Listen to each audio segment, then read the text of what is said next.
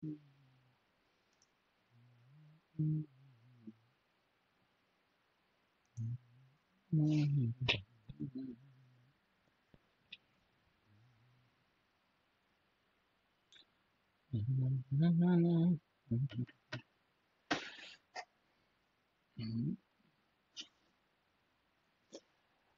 Evening students. Ram Ram सभी को। आज ये क्लास स्टार्ट करते हैं अपनी। गुड इवनिंग भाई। गुड इवनिंग संदेश। राधे राधे। जय हिंद। राम राम।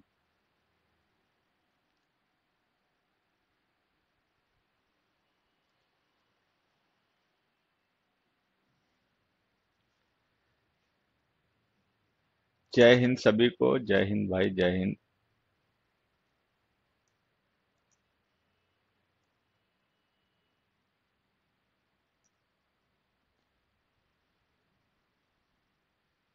हाँ बेटा, बिल्कुल ट्रांसक्रिप्ट ट्रांसक्रिप्ट क्वेश्चन शुरू होंगे। वंदे मात अबे वंदे मातरम भाई। चलो आ जाओ, पढ़ाई करते हैं, तुम लोग ये करते रहोगे।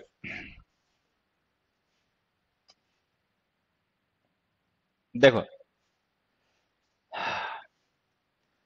आज हम लोग डिस्कस करने जा रहे हैं सबसे पहले मॉडल्स को। मतलब मॉडल्स तो हम लोग डिस्कस ही कर रहे हैं, कौन से मॉडल्स को डिस्कस करने जा रहे हैं ये मैं बता देता हूँ। Should, ought to and must को। इनके बारे में दो तीन बेसिक बातें बता देता हूं, उनका ध्यान रखना। उसके बाद में फिर हम लोग क्वेश्चन डिस्कस कर लेंगे। ठीक है। बेसिक बातें हमें क्या ध्यान रखनी है इनसे रिलेटेड वो समझना। शुड मॉडल का यूज हम करते हैं तब जब हम किसी पर्सन को कोई काम करने का सजेशन दें। When we make a suggestion, जब हम किसी को कोई सजेशन देते हैं, ठीक है, तब। और टू का भी सजेशन के लिए देते हैं, लेकिन वो सजेशन जनरली ड्यूटी या रेस्पॉन्सिबिलिटी से रिलेटेड होते हैं। मतलब आप ऐसे कह सकते हो मॉरल सजेशंस। मैं फिर से देखो बता देता हूँ, दोनों में कोई डिफरेंस नहीं होता। शुड और टू में हम एक दूसरे की जगह इनका यूज हमेशा कर सकते हैं। बस ये ध्यान रखना कि जो सजेशंस मोरालिटी से या मतलब रिलेटेड होते हैं, मान लो किसी पर्सन की ड्यूटी है या किसी पर्सन का मतलब रेस्पॉन्सिबिलिटी है और हम वो उसको मतलब सजेस्ट कर रहे हैं करने के लिए, तो ऑट टू का यूज हम प्रेफर करते हैं। मतलब ऐसा नहीं शुड लिखेंगे तो गलत हो जाएगा, बट हम उसको प्रेफर करते हैं। ठीक है। हाँ, आईपीएस क्लर्क में तेरा हो गया भाई, कांग्रेस, बहुत अच्छा। ठीक है, बहुत शुभकामनाएं तुम्हें। ठीक है, बहुत बहुत मतलब बधाइयां भी। और तैयारी करना अच्छी। ठीक है। हम्म। अच्छा, मस्ट का यूज देखो हम कब करते हैं। मस्ट का यूज करते हैं हम ऑब्लिगेशन के लिए। ऑब्लिगेशन का मतलब होता है कंपल्सन। ठीक है, जब हम किसी को ऑब्लाइज करें कोई काम करने के लिए, फोर्स करें। तो एक तरीके से तुम ध्यान से देखोगे तो ये तीनों मॉडल्स यूज किए जाते हैं सजेशंस के लिए।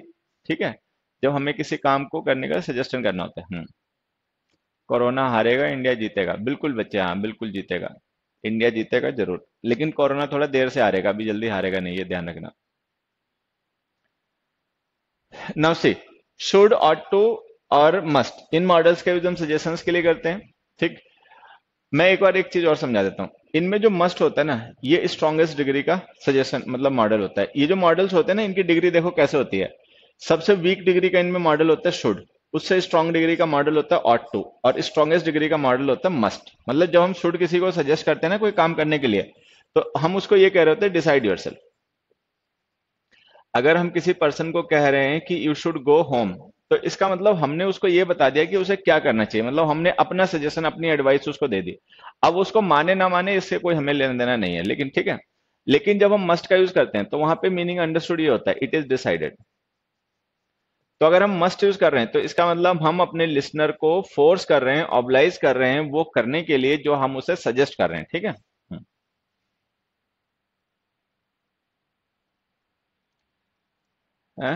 यूट्यूब पे कोरोना का लेक्चर? कोरोना का क्या लेक्चर? मुझे तो कोरोना के बारे में कुछ पता भी नहीं। साइंस का टीचर, जीएस का टीचर पढ़ाए कोरोना के बारे में, मुझे क्या पता।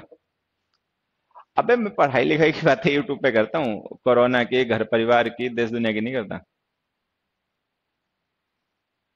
ठीक है। तो देखो, जो मैं कह रहा हूँ वो सुन ले, समझा पगले। तो ये जो मॉडल्स हम शुड और टू मस्ट यूज करते हैं सजेशन के लिए, इनमें से सबसे वीक डिग्री का मॉडल होता है शुड, उससे स्ट्रॉन्ग डिग्री का होता है ऑट टू, और सबसे स्ट्रॉन्ग डिग्री का होता है मस्ट। ठीक है। तो जब हम किसी पर्सन को शुड मॉडल का यूज करके कोई सजेशन देते हैं तो हम केवल उस पर्सन को अपनी चॉइस रेफर करते हैं कि हमारी चॉइस ये है कि ऐसा करो, बाकी उसकी मर्जी होती है वो करे या ना करे। तो जहां पे हम शुड यूज करते हैं वहां पे अंडरस्टूड मीनिंग होता है डिसाइड योरसेल्फ, डन। उसके बाद में ऑट टू मॉडल का यूज हम करते हैं मॉरल सजेशंस के लिए, जब हम किसी पर्सन को उसकी ड्यूटी या उसकी रिस्पॉन्सिबिलिटी को करने के लिए, परफॉर्म करने के लिए कहें।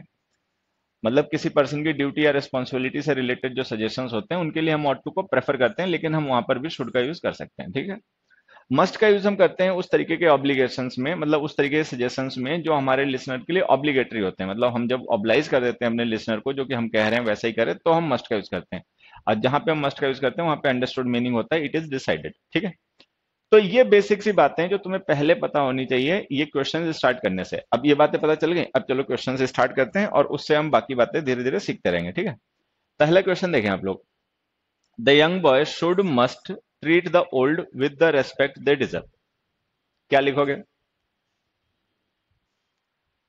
The young should must treat the old with the respect they deserve.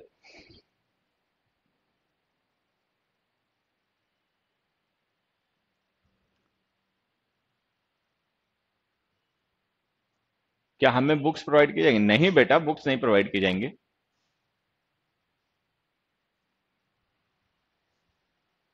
Books तो अपनी मर्जी की जो चाहे ले लो, कहीं से भी ले लो, कोई जरूरी थोड़ी जो हम बुक देंगे वही पढ़ोगे, ऐसे कोई भी ले लो बेटा।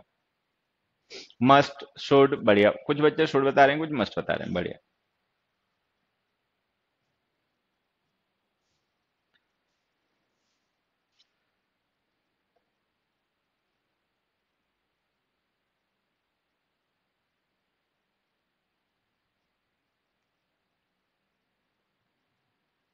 ठीक है। अब देखो यहाँ पे समझना, यहाँ पे जो वर्ब हमने लिखी वो लिखी है treat the old with the respect the deserve, कि भाई जो यंग लोग होते हैं उनको ओल्ड लोगों को उस रेस्पेक्ट से जो वो डिजर्व करते हैं ट्रीट करना चाहिए। अब देखो, किसी को रेस्पेक्ट से ट्रीट करना, नहीं ट्रीट करना वॉलेंटरी होता है। मतलब मेरी मर्जी है तो मैं किसी का रेस्पेक्ट करूंगा, मुझे लगता है वो पर्सन रेस्पेक्टेबल है तो मैं करूंगा, नहीं लगता है तो नहीं करूंगा। अब कोई दूसरा पर्सन आके मुझे फोर्स करे कि नहीं भाई तुम जरूरी से रेस्पेक्ट से ही ट्रीट करो, तो it doesn't make any sense. क्योंकि फोर्स, रेस्पेक्ट तो वॉलेंटरी होती है ना। अगर मेरे मन में किसी पर्सन के लिए रेस्पेक्ट है तो मैं उसको रेस्पेक्ट से ट्रीट करूंगा।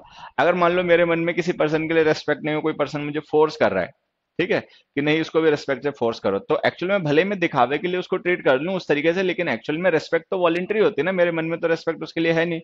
तो ये ध्यान देना, ये ऑब्लिगेशन नहीं हो सकता। It can't be an obligation, it could just be the suggestion. तो शुड लिखो।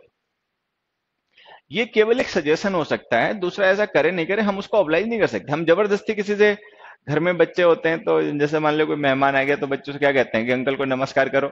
अब इतना छोटा बच्चा तो चलो समझ में आता है कि भाई छोटा बच्चा होता है, उसको ये चीजें हमें सिखानी पड़ती हैं, दो चार बार हम उसे बताते हैं तो वो सीख जाता है कि हाँ भाई घर में कोई आता है तो उसका आदर सम्मान के लिए हमें उसको इस तरीके से ग्रीट करना चाहिए, ठीक है। लेकिन मान लो कोई बड़ा बच्चा है, 15-20 साल का बच्चा है, और उससे भी तुम कहो कि अंकल को नमस्कार करो, तो अब क्या फायदा रह गया?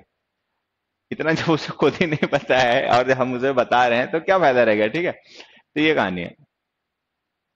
कुछ दिनों से बहुत नेटवर्क इशू आ रहा है, तुम लोगों की तरफ से आ रहा होगा भैया, इधर से नहीं है,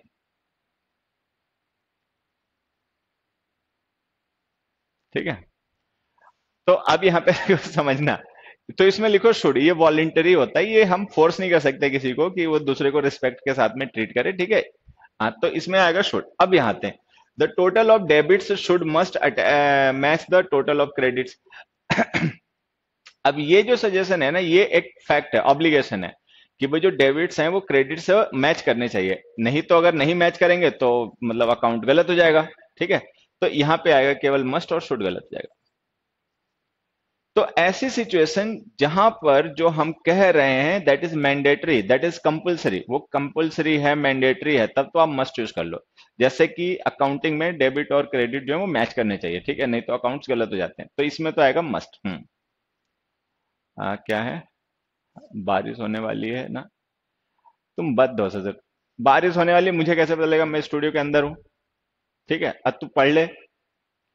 हाँ, मस्ट आएगा ना, हाँ, डुअल एंट्री सिस्टम, बढ़िया।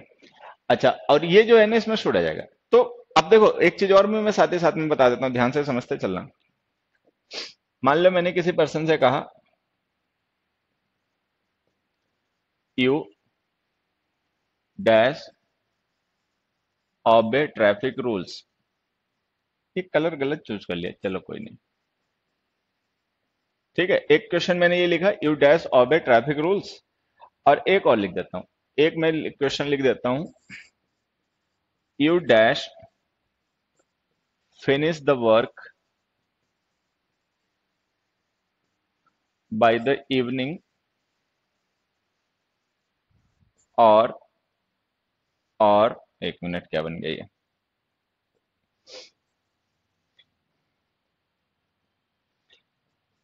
और बी रेडी,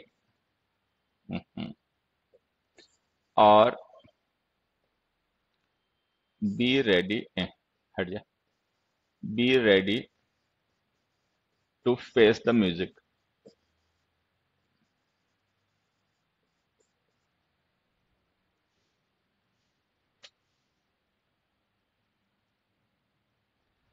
बेटा वरुण, तुझे मैं बहुत मारूंगा, ठीक है। फॉरेन का टूर अभी तक मौका नहीं मिला है, अब तो कोरोना ही आ गया। पासपोर्ट वगैरह तो मैंने अभी रेडी करवा लिया था कुछ दिन पहले, पैसे भी जमा कर लिए थे, सोच रहा था घूम आऊंगा, लेकिन अभी गया नहीं हूं। और तू पढ़ ले सच, तू फॉरेन ट्रिप पे गया है, नहीं गया, तेरे को क्या लेना देना, तू पढ़ाई कर। You dash obey traffic rules, fill in this blank. You dash finish, ये फिनिश लिखा हुआ है, अगर ना दिखाई पड़ रहा है ना, ध्यान देना, ये फिनिश है। You dash finish the work by the evening और be ready to face the music. चलो ये दोनों ब्लैंक्स फिल करो। अब आंसर नहीं बताएगा, फॉरेन ट्रिप लगाया आपने कि नहीं लगाया, दुनिया भर की पूछ लेगा और आंसर नहीं बताएगा। हरि ओम प्रभु। अभी भी इसका कमेंट नहीं आया, बदतमीज का, देखो।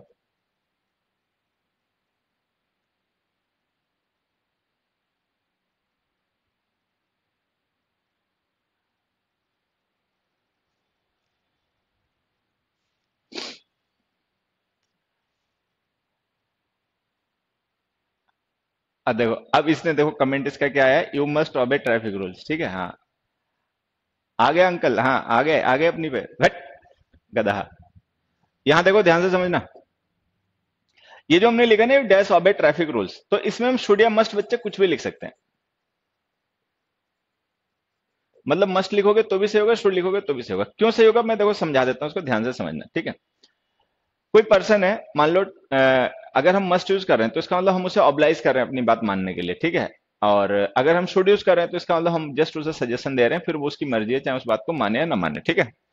अब होता क्या है यहाँ पे, ध्यान ही रखना है कि किसी पर्सन से हम शुड यूज करके सजेशन देंगे या मस्ट यूज करके सजेशन देंगे, ये जनरली डिपेंड करता है हमारे उस पर्सन के रिलेशन पे, कि मेरा और उस पर्सन का रिलेशन क्या है। क्या मैं उसको ऑब्लाइज कर पाऊंगा अपनी बात मानने के लिए, क्या मैं उसको फोर्सफुली अपनी बात मना सकता हूं, ठीक है।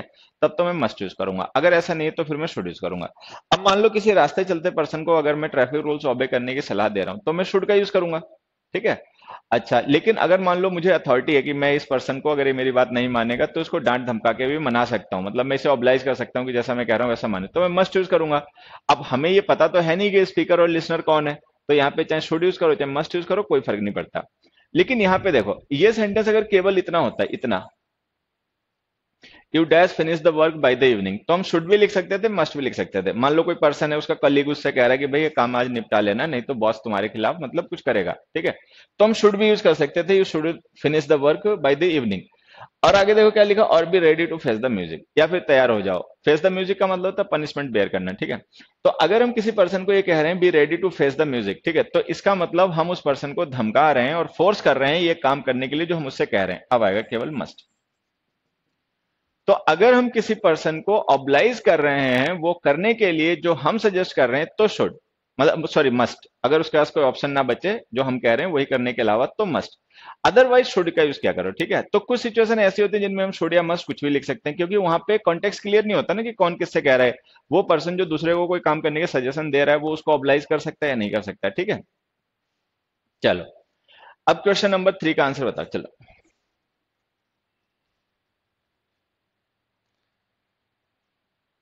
हरिओम। बेटा थर्ड का आंसर बताओ, you must have to be extremely careful while dealing with such people।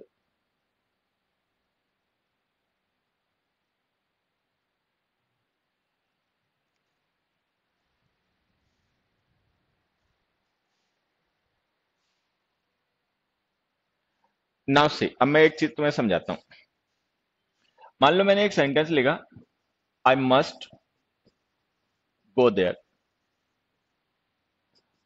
I have to go there. तो अब हमें ध्यान ये रखना है कि जैसे ये मस्ट है ना, मॉडल है, इसका यूज हम करते हैं उन सिचुएशंस के लिए जो सिचुएशन ऑब्लिगेटरी हो, कंपलसरी हो, ठीक है। अच्छा, बाकी जो हैव टू हम फ्रेज यूज करते हैं ना, ये भी एक तरीके से इसीलिए यूज की जाती है। इसका भी यूज हम तभी करते हैं जब हमें किसी ऑब्लिगेशन को रेफर करना हो।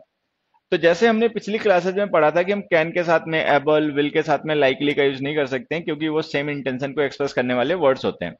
उसी तरीके से अगर हम मस्ट यूज कर रहे हैं और हैव टू एक साथ में यूज कर रहे हैं तो ये भी गलत हो जाते हैं। हमें मस्ट के साथ में और हैव टू के साथ में मस्ट का यूज नहीं करना चाहिए, क्योंकि ये दोनों ही उन सिचुएशंस को रेफर करते हैं जो ऑब्लिगेटरी हो, कंपलसरी हो।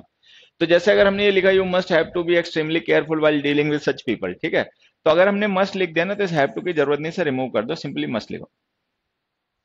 तो एक तो इस टाइप के, I just appeared in class 10th exam studying in Kendriya Vidyalaya, privilege to learning from you. बहुत अच्छी बात है बच्चे, एकता, बहुत अच्छी बात है कि अभी इतनी कम उम्र में 10th क्लास से इतना सीरियस हो गए हो पढ़ाई लिखाई को लेकर, बहुत अच्छी बात है। अच्छे से मेहनत करते रहो। तो जैसे हमने लिखा, I must go there, I have to go there, then ये देखो, हालांकि इनमें कुछ डिफरेंसेस हैं, अभी मैं तुम्हें समझाऊंगा, ठीक है। अभी ये मैं मिटा नहीं रहा हूं, अभी ये सेंटेंसेस यहाँ पे लिखे रहेंगे। लेकिन अभी बेसिकली तुम्हें ध्यान क्या रखना है कि मस्ट और हैव टू को एक साथ में मत यूज किया करो, ठीक है। क्योंकि मस्ट और हैव टू दोनों ही उन सिचुएशंस को रेफर करने के लिए यूज किए जाते हैं जो ऑब्लिगेटरी हो, मतलब ऑब्लिगेटरी सिचुएशंस होते हैं, उनके लिए हम इनका यूज करते हैं। हाँ, मस्ट को भी रिमूव कर सकते हैं, ये बच्चे मैं भी बताऊंगा। मस्ट को रिमूव नहीं कर सकते क्योंकि इसमें हल्का सा डिफरेंस है, वो डिफरेंस अगले एग्जांपल से मैं तुम्हें समझा दूंगा। तो अभी हमने क्या सीखा, अभी हमने ये सीखा कि जिस तरीके से हम कैन बी एबल टू एक साथ नहीं यूज कर सकते, विल शैल लाइकली एक साथ नहीं यूज कर सकते, ठीक है, वुड रादर प्रेफर एक साथ नहीं यूज कर सकते, उसी तरीके से मस्ट और हैव टू को भी एक साथ मत यूज किया करो, क्योंकि दोनों ही सेम टाइप के इंटेंशंस को एक्सप्रेस करने वाले मॉडल्स होते हैं, ये ध्यान रखना है, ठीक है। नेक्स्ट में आ जाओ,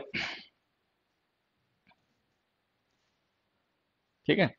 नेक्स्ट में हमने लिखा, the celebration must be curtailed when it began to rain heavily. एक काम करते हैं, ये फोर्थ जो सेंटेंस है ना, इसको आप लिखा रहने दो थोड़े समय के लिए, क्योंकि अगर मैं फोर्थ एक्सप्लेन करने लगूंगा तो मुझे ये वाले एग्जांपल्स मिटाने पड़ जाएंगे। हम आ जाते हैं सीधे फिफ्थ पे, फोर्थ में बाद में एक्सप्लेन करता हूँ, पहले आ जाते हैं फिफ्थ पे। हाँ, फिफ्थ एग्जांपल देखो, फिफ्थ एग्जांपल में हमने लिखा, city dwellers must accept noise as part of city life. ये जो फोर्थ फिफ्थ क्वेश्चन है, जरा एक और इसका आंसर बताने की कोशिश करना। बच्चे, जो फिफ्थ क्वेश्चन लिखा है, एक बार इसका आंसर बताने की कोशिश करो।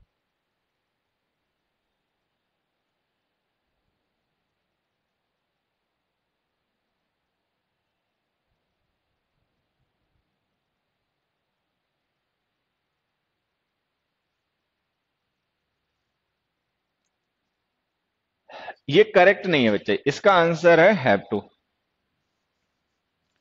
अब ये हैव टू क्यों आ गया यहाँ पे, मस्ट और हैव टू जब सेम होते हैं, मस्ट लिखा था तो सही हो जाना चाहिए था। तो अब मैं इनका डिफरेंस समझाता हूँ कि एक्चुअली ये सेम होते नहीं, इनमें डिफरेंसेस होते हैं। क्या डिफरेंसेस होते हैं वो समझना, देखो। एक एग्जांपल के थ्रू मैं आपको ये बात समझाता हूँ। आ, हाँ हाँ हाँ हाँ हाँ हाँ हाँ हाँ। इन दोनों एग्जांपल से समझाएं, या दो अपने अलग से एग्जांपल चलो लिख लेते हैं, पहले समझ लेते हैं। मैंने एक सेंटेंस लिखा,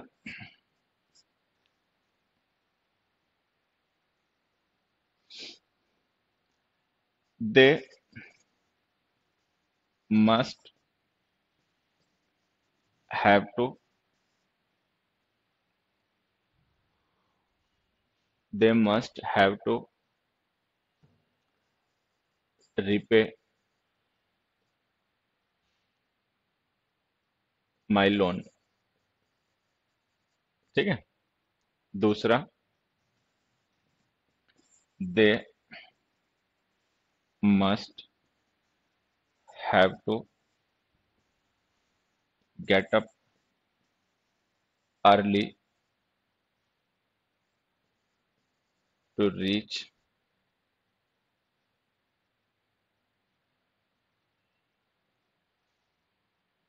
एक मिनट, क्या मैंने सिलेक्ट कर लिया? हाँ, दे मस्ट और have to get up early, या गेट अप मत लिखना, कुछ और लिखता हूँ जिससे कि एक ही बार में क्लियर हो जाए।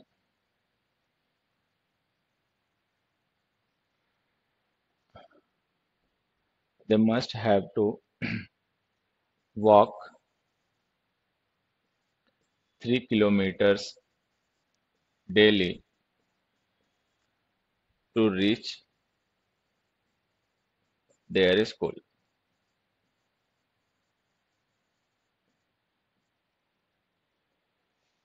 अब इन दोनों एग्जाम्पल से समझना जो मैं तुम्हें डिफरेंस समझाऊंगा।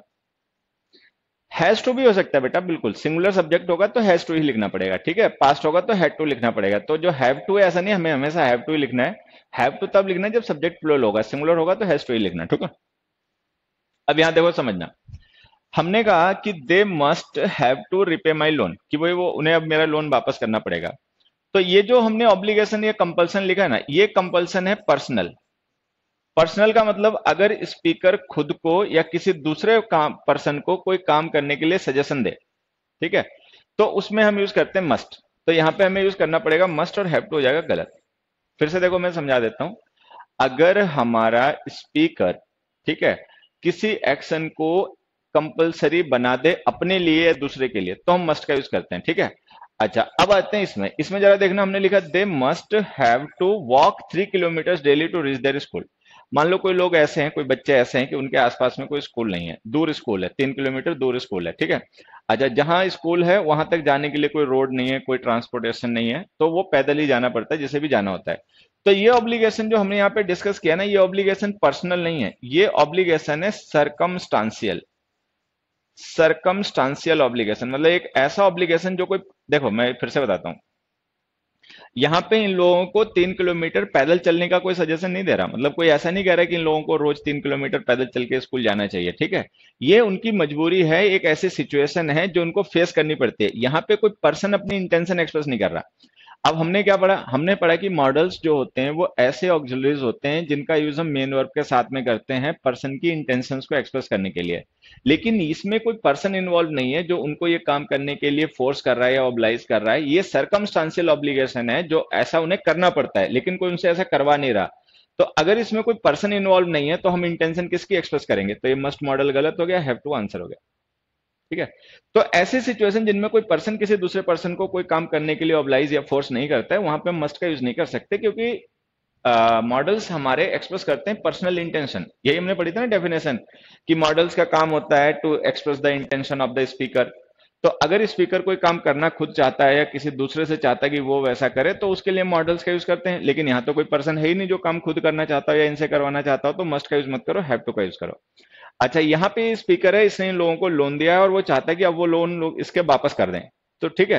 तो ये पर्सन उन लोगों को ऑब्लाइज कर रहा है कि वो इसका लोन वापस करें, तो ये पर्सनल ऑब्लिगेशन है, इसमें मस्ट लिख दिया। ये पर्सनल नहीं है तो इसमें हमने मस्ट नहीं हैव टू लिख दिया। तो ये जो हैव टू और हम मस्ट यूज करते हैं, दोनों यूज तो ऑब्लिगेशन के लिए होते हैं, लेकिन इनमें एक बेसिक डिफरेंस होता है। वो बेसिक डिफरेंस इनमें यही होता है कि हैव टू का यूज क्या करो उन सिचुएशंस में जहां पे कोई पर्टिकुलर पर्सन किसी दूसरे पर्सन को कोई काम करने के लिए ऑब्लाइज नहीं कर रहा, फोर्स नहीं कर रहा है, ठीक है। अच्छा, और मस्ट का यूज किया करो वहां पे जब कोई एक पर्सन किसी दूसरे पर्सन को कोई काम करने के लिए ऑब्लाइज कर रहा है, तब। अब यहां आ जाओ, जैसे मैंने लिखा है मस्ट गो देयर, अब मुझे वहां जाना चाहिए, तो इसका मतलब आई think it is necessary. I think it is necessary, कि मुझे ऐसा लगता है कि जरूरी है कि मुझे वहां जाना चाहिए। तो मतलब मैंने ऐसा सपोज कर लिया अपने आप, मैंने ये मान लिया, तो ये मेरी इंटेंशन है। I think it is necessary that I go there, तो ये मतलब मैंने ऐसा सपोज कर लिया, मेरी इंटेंशन है, स्पीकर की इंटेंशन एक्सप्रेस कर रहा है, तो हमने मस्ट लिख दिया।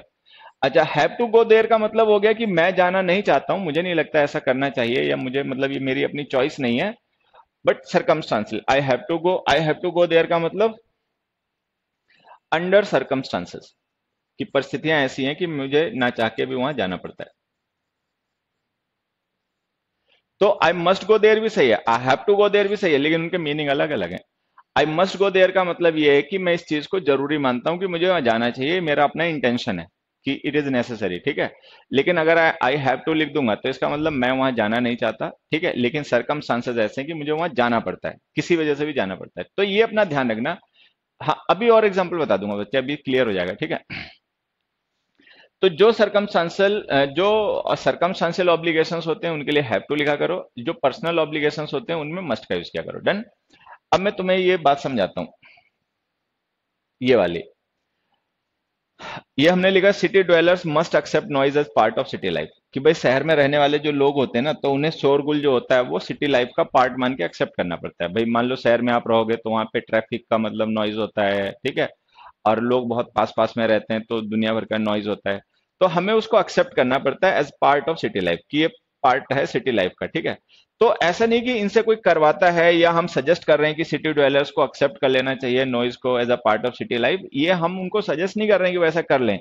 ये सरकमस्टांशियल ऑब्लिगेशन है और ऐसा पर्सन को अंडर सरकमस्टांसेस करना ही पड़ता है, तो यहां पे लिखो हैव टू। तो मतलब हम उन्हें सजेस्ट नहीं कर रहे हैं, स्पीकर सजेस्ट नहीं कर रहा है सिटी ड्वेलर्स को कि वो एक्सेप्ट कर लें उसको, वो उन्हें करना पड़ता है, वो अंडर ऑब्लिगेशन है, ठीक है, सरकमस्टांशियल। अब थर्ड एग्जांपल देखो, you must have to be extremely careful while dealing with such people. अब हमने कहा कि यहाँ पे मस्ट और हैव टू एक साथ गलत है, गलत है ना। अब हमने इसमें मस्ट लिखा रहने दिया, हैव टू रिमूव कर दिया। फिर एक बच्चे ने पूछा कमेंट करके, क्या भाई हम हैव टू को लिखा रहने देते, मस्ट रिमूव कर देते? नहीं, हम ऐसा नहीं कर सकते थे। क्यों नहीं कर सकते थे? क्योंकि यहाँ पे देखो हमने क्या लिखा, you must be extremely careful while dealing with such people. अब मैं अपने लिसनर को सजेस्ट कर रहा हूं, मतलब यू लिसनर होता है ना, तो जो स्पीकर है वो अपने लिसनर को ये सजेस्ट कर रहा है कि इस तरीके के लोगों को डील करते समय उसको केयरफुल रहना चाहिए। तो ये सजेशन है पर्सनल, ये सरकमस्टांशियल ऑब्लिगेशन नहीं है, ये पर्सनल सजेशन है, तो इसीलिए मस्ट लिखा रहने दो, हैव टू गलत हो गया, ठीक है। एक एग्जांपल और देखो, हमने एक सेंटेंस लिखा,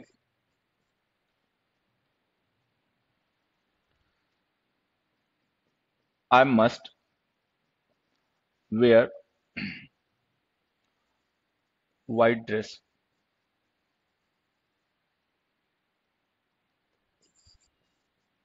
आई हैव टू वेयर,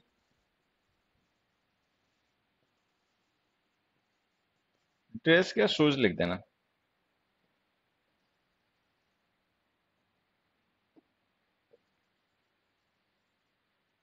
शूज, ठीक है। अब देखो इनमें भी यही डिफरेंस है।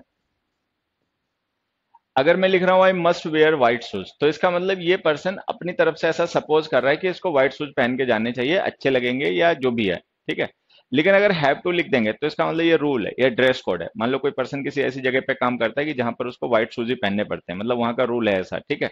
तो हम हैव टू लिखेंगे, हैव टू देखो नहीं लिखा, हैव लिख देंगे, ठीक है। तो हम लिखेंगे I have to wear white shoes. I have to wear, I have to wear white shoes का मतलब ये हो गया कि it is not my own choice, कि मेरी अपनी चॉइस नहीं है व्हाइट शूज पहनना, but I have to do it, लेकिन मुझे ऐसा करना पड़ता है। क्यों करना पड़ता है? Because it is the rule there, it is the dress code, it is the dress code, it is the rule. Nobody is obliging me to do it, but it is the rule, every follows, so I follow, ठीक है। लेकिन अगर मैं ऐसे लिख दूं I must wear white shoes, तो इसका मतलब वही हो जाएगा, I think it is necessary that I should where white shoes. तो ये मान लो कोई पर्सन कहीं पार्टी में जा रहा है, तो उसको लग रहा है कि अगर व्हाइट सूट पहन के जाऊंगा तो और अच्छा लुक आएगा ड्रेस का, ठीक है। या कोई पर्टिकुलर ड्रेस पहन रहा है तो उसको लग रहा है कि इस ड्रेस पे व्हाइट शूज होंगे तो और अच्छे लगेंगे, मैच करेंगे, ठीक है। तो उस सिचुएशन में हम लिखेंगे मस्ट। लेकिन अगर ऐसा कुछ नहीं है, ठीक है, तो फिर हम लिखेंगे हैव टू। ये ध्यान रखना है, ठीक है। एक एग्जाम्पल चलो और लिखता हूं, देखो, she must work at weekends as she is a house wife.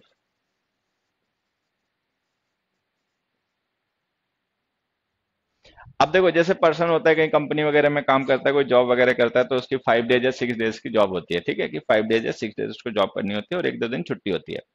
लेकिन मान लो कोई हाउस वाइफ है, तो हाउस वाइफ को तो रोज ही काम करना है, हाउस में तो काम रोज ही रोज होगा, ठीक है। तो हाउस में तो रोज ही काम होगा, तो अब हम मस्ट नहीं लिख सकते, यहाँ पे हमें लिखना चाहिए has to. She has to work at weekends, कि उसको वीकेंड्स में भी काम करना पड़ता है, उसको कोई छुट्टी नहीं मिलती, ठीक है। तो ये उसकी अपनी चॉइस नहीं है, ये ऑब्लिगेशन है, उसका रोल ऐसा है, उसका मतलब देखो, जैसे मान लो कोई रूल है, ठीक है, किसी की कोई जॉब है, तो वहां पे वो जो काम करता है ना, वो सरकमस्टांशियल ऑब्लिगेशंस होते हैं, ठीक है। हाँ, वो पर्सनल नहीं होते, तो उनमें हैव टू या हैज टू का यूज किया करो, वहां पे मस्ट का यूज मत किया करो। तो इसमें लिखो she has to work at weekends as she is a housewife, क्योंकि वो हाउस वाइफ है तो उसको उस दिन भी काम करना पड़ता है। एम टू का यूज मत करो बेटा, एम टू का यूज हम करते हैं शेड्यूल के लिए। जैसे मैंने कहा I am to go there, I am to go there का मतलब I am scheduled to go there, ठीक है। चलो ये बातें समझ में आ गई हो, तो अब इस क्वेश्चन पे आ जाओ। कौन सा वाला?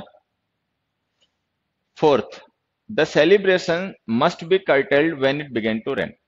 अब यहाँ पे एक चीज समझना, मान लो ये सेंटेंस केवल इतना हो तो हम इसे सही मान लेंगे। The celebration must be curtailed कि मतलब हम ऐसा सजेस्ट कर रहे हैं लोगों को कि भाई ये सेलिब्रेशन है, इसको थोड़ा कम कर लो। मान लो लोग हैं, कोई सेलिब्रेट कर रहे हैं किसी चीज को, ठीक है, बहुत ज्यादा, तो हमने कहा इस सेलिब्रेशन को थोड़ा सा कम कर लो, ठीक है। हाँ, मतलब 10 बजे तक रात को प्लान कर रखा है तो 9 बजे खत्म कर लो, ठीक है। ज्यादा प्रोपागेंडा बनाना चाहते हो तो छोटे में कर लो। तो अगर हम ऐसे लिखेंगे ना the celebration must be curtailed, तो हम इसे सही मान लेंगे। हम इसे सही मान लेंगे इसलिए क्योंकि ये काम अभी होना है, ठीक है। और हम उसको लेकर एक सजेशन दे रहे हैं कि भाई इसको ऐसे नहीं ऐसे करो, ठीक है, तो ये सही हो जाएगा। लेकिन जरा ध्यान से देखो आगे हमने क्या लिखा, when it began to rain last night. अभी when it began to rain last night हमने लिखा ना, ये टाइम क्लॉज है। व्हेन टाइम का कंजंक्शन होता है ना, तो ये टाइम क्लॉज है। अच्छा, ये टाइम क्लॉज देखो, ये पास्ट के टाइम को रेफर कर रही है, तो इसका मतलब जिस एक्शन की बात हम यहाँ पे मस्ट के साथ लिख के कर रहे हैं ना, वो एक्शन प्रेजेंट का नहीं पास्ट का है। अब पास्ट के जो एक्शंस होते हैं उनमें मस्ट का यूज मत किया करो, उनमें हैड टू का यूज किया करो, ये ध्यान रखना। तो इसको लिखो the celebration had to be curtailed when it began to rain heavily, ठीक है। तो यहां से हमने क्या सीखा कि पास्ट के जो ऑब्लिगेशंस होते हैं उनके लिए मस्ट का नहीं हैड टू का यूज किया करो। मस्ट का पास्ट में यूज नहीं किया जाता, मस्ट का यूज किया जाता है प्रेजेंट और फ्यूचर के लिए, ठीक है। तो अगर मान लो कोई काम अभी नहीं हुआ है, होना है, तो उसको लेकर जब हम सजेशन देंगे या ऑब्लिगेशन देंगे तो हम मस्ट का यूज करेंगे। लेकिन मान लो अगर पास्ट में कोई एक्शन हो चुका है तो उसके लिए फिर हम हैड टू का यूज करेंगे। तो ये भी अपना ध्यान रखना कि पास्ट के जो ऑब्लिगेशन होते हैं उनके लिए मस्ट का यूज नहीं हैड टू का यूज किया करो। डन। अब मैं इसी बात को डिटेल में थोड़ा समझाने के लिए दो क्वेश्चन और लिखता हूं। देखो, the doctor told him that it must be cholera, ठीक है। दूसरा, the doctor told him that he must take rest for a week, ठीक है। तीसरा, he told the doctor that he must go to work to feed his family,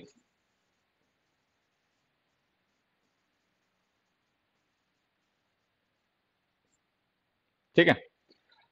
अब ये तीन examples हैं, इनमें ध्यान से देखना, इन तीनों एग्जांपल्स की जो मेन क्लॉज है ना वो पास्ट में है। The doctor told him, he told the doctor, तो ये मेन क्लॉज पास्ट में है। तो अगर ये मेन क्लॉज पास्ट में है तो ये जो दैट कंजंक्शन के साथ में हम सबऑर्डिनेट क्लॉज लिख रहे हैं ये भी पास्ट में हो गई। तो इसका मतलब ये जो हम मस्ट मॉडल यूज कर रहे हैं, ये मस्ट मॉडल पास्ट में यूज हो रहा है। अभी तो हमने पढ़ा कि मस्ट का यूज पास्ट में होता नहीं, इसकी जगह हैड टू यूज होता है। तो देखो क्या ये तीनों सेंटेंसेस सही है गलत है? यस्टरडे नहीं लिखा था, पता कैसे चला पास्ट है? बेटा ये लिखा तो है when it began to rain heavily, when it began to rain heavily, ये टाइम क्लॉज है एडवर्ब की, व्हेन का रिप्लाई। तो ये टाइम देखो पास्ट का है, तो अगर ये टाइम पास्ट का है तो इसका मतलब ये एक्शन भी पास्ट का हो गया, तो इससे पता चल गया। ये क्वेश्चंस देखो तीनों और बताओ तीनों में मस्ट का यूज गलत है या कुछ में गलत है, या सब में गलत है या किसी में गलत नहीं है? जल्दी बताओ आंसर। हरिओम।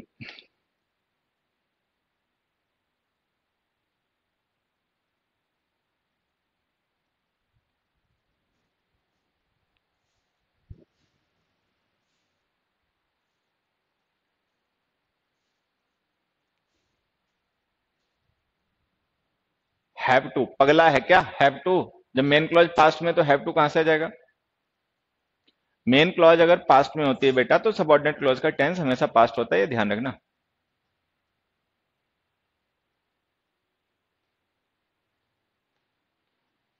चलो अब मैं समझाता हूं, ध्यान से सुनना। देखो, ये जो मस्ट सही है गलत है ना, उससे पहले एक बार ये समझ लो कि हम मस्ट का यूज इन सेंटेंसेस में कर क्यों रहे हैं। देखो, ये जो हमने मस्ट यूज किया ना, ये हमने यूज किया है डॉक्टर के अजम्पशन को एक्सप्रेस करने के लिए, assumption.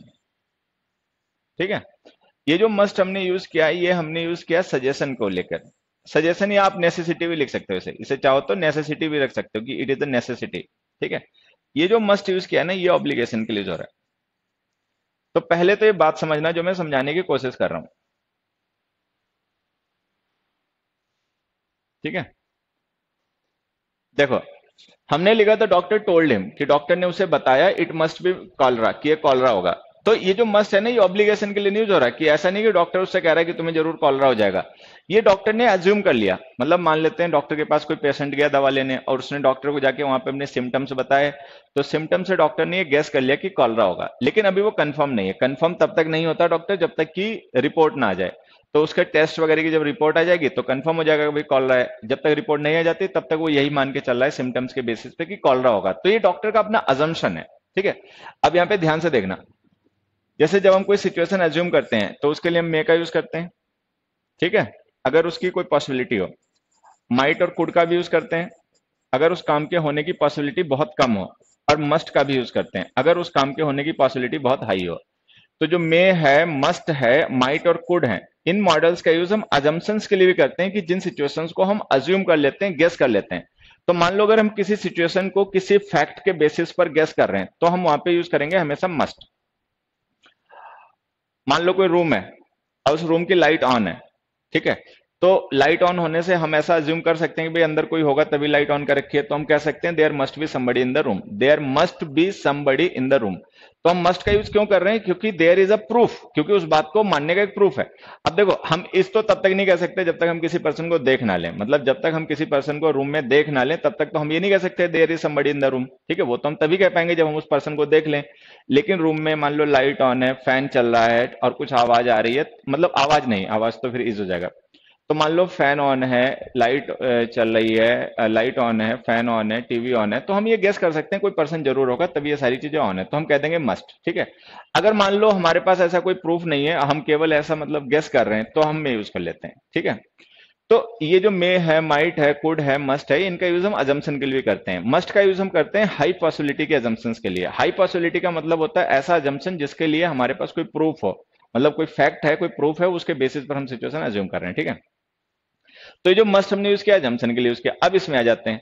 The doctor told him that he must take rest for a week. अब डॉक्टर ने उससे कहा कि भाई तुम्हें एक हफ्ते मतलब बीमार आदमी हो तो आराम करना चाहिए। तो ये डॉक्टर का सजेशन है। अब डॉक्टर उसे ऑब्लाइज नहीं कर सकता फोर्स करने के लिए। मतलब डॉक्टर जो है वो मरीज को ऑब्लाइज या फोर्स नहीं कर सकता रेस्ट करने के लिए, केवल उसको एडवाइस कर सकता है, सजेस्ट कर सकता है कि रेस्ट कर लो। ठीक है। उसकी मर्जी वो जाके करे या ना करे। लेकिन ये है कि जो आदमी बीमार होता है उसके लिए नेसेसरी होता है कि वो रेस्ट करे, तो जल्दी ठीक हो जाता है। ठीक है। तो ये जो हमने मस्ट यूज किया ना, ये नेसेसिटी या सजेशन के लिए यूज किया। ठीक है। रेस्ट करना एक हफ्ते की जो है वो एक नेसेसिटी है, बीमार आदमी के लिए जरूरी होता है कि वो रेस्ट करे। अच्छा, ये है ऑब्लिगेशन, कंपल्सन, कि कोई आदमी है बीमार, उसको कायदे से करना चाहिए रेस्ट। लेकिन ये पर्सन अपनी कहानी बता रहा है कि भाई इसको तो अपने परिवार को पालना है, तो काम पे तो जाना ही पड़ेगा, चाहे बीमार हो चाहे बीमार ना हो। ठीक है। अब ये ऑब्लिगेशन है। कोई भी पर्सन जो बीमार होता है वो काम पे जाना नहीं चाहता। ठीक है। लेकिन अगर किसी पर्सन को बीमार होने के बावजूद काम पे जाना पड़ रहा है तो इसका मतलब ये उसकी मजबूरी है, ऑब्लिगेशन है, कंपल्सन है। ठीक है। तो जब हम मस्ट का यूज पास्ट में कंपल्सन के लिए करते हैं तो ये हो जाता है गलत, और इसकी जगह लिखा करो हैड टू। नेसेसिटी के लिए यूज करते हैं तो सही है, अजम्पशन के लिए यूज करते हैं तो सही है। तो कहानी समझ में आई कि मस्ट ऐसा नहीं कि हमेशा पास्ट में गलत हो जाएगा और हैड टू ही लिखना पड़ेगा। मस्ट को हम पास्ट में हैड टू तब लिख देते हैं जब ये ऑब्लिगेशन के लिए यूज किया जाए।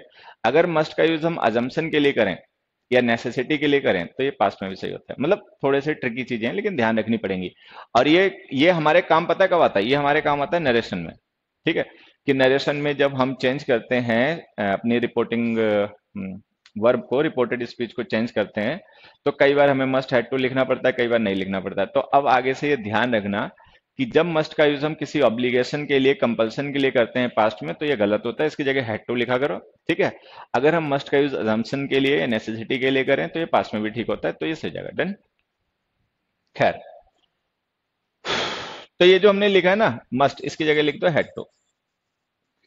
अब देखो है क्या, मान लो ये लोग सेलिब्रेट कर रहे थे, when it began to rain heavily, फिर तेज बारिश हो गई शुरू। अब बारिश तेज हो गई तो भले ही ये सेलिब्रेट करना चाह रहे थे, लेकिन अब बारिश में थोड़ी कर पाएंगे, तब तो मजबूरी हो गई इनकी सेलिब्रेशन बंद करना।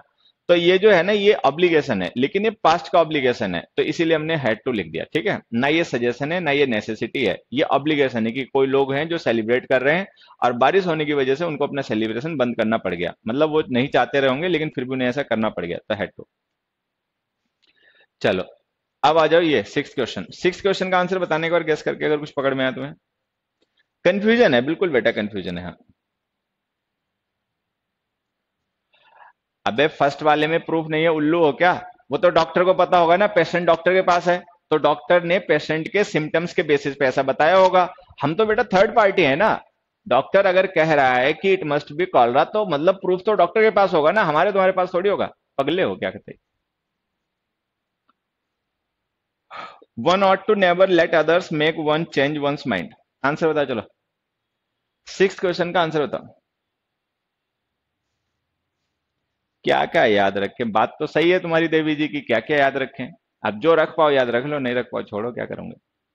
रिवीजन कर लिया करो, ठीक है, क्या क्या याद रखें।